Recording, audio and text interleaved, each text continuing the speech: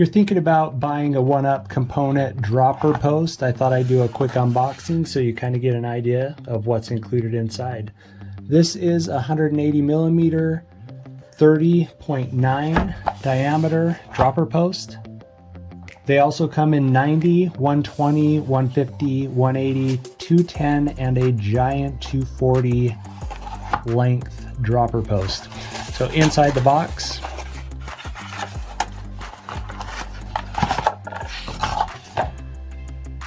we have the dropper post itself.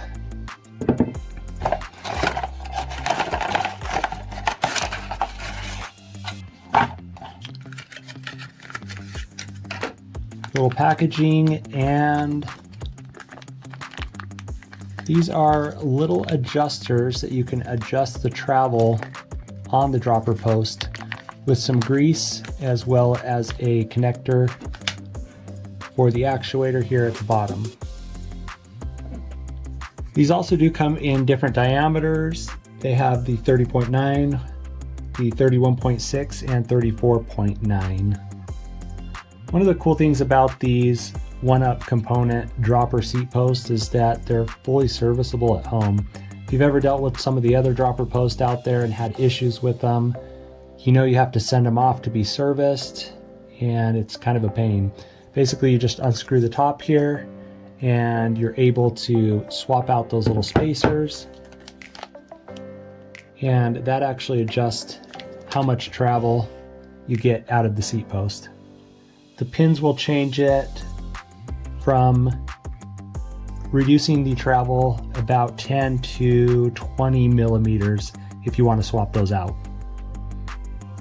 There are some additional adjustments that can be made on the top here. So there are some instructions about checking the air pressure and how to adjust that to make a faster or slower return.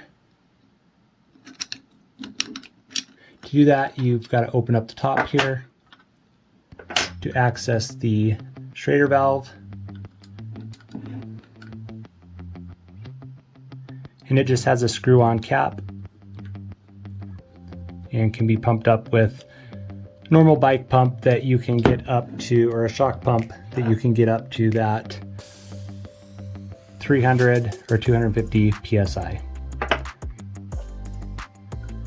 Now this does require you to buy the remote kit to install this on the bike and be able to trigger it remotely. That connects down here at the bottom. And the cable just attaches down here. And to trigger that, when you pull on the cable, extends the seat post. Excited to try this out. If you're buying a OneUp component dropper post, you also need to get one of these dropper lever kits as well with it. What comes with that is the remote for the dropper lever, tiny little piece to attach to the release, the cable kit with the cable included, as well as some little ends for the housing once you cut that. Lots of tiny little pieces not to lose here. You also need to get a bar mount for the trigger as well.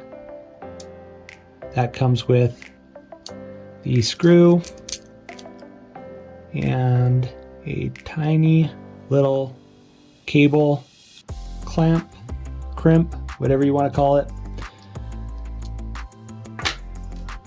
And you can also order different colors of these triggers. That's a black one there. And just to show you what those look like in a different color, I've got a green one here.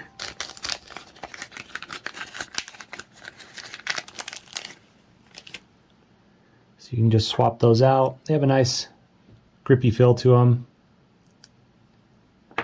These are adjustable on the mounts here. If you want to adjust it in or out, it's got 3 different positions there. And so that kit needs to be ordered in addition to the dropper post.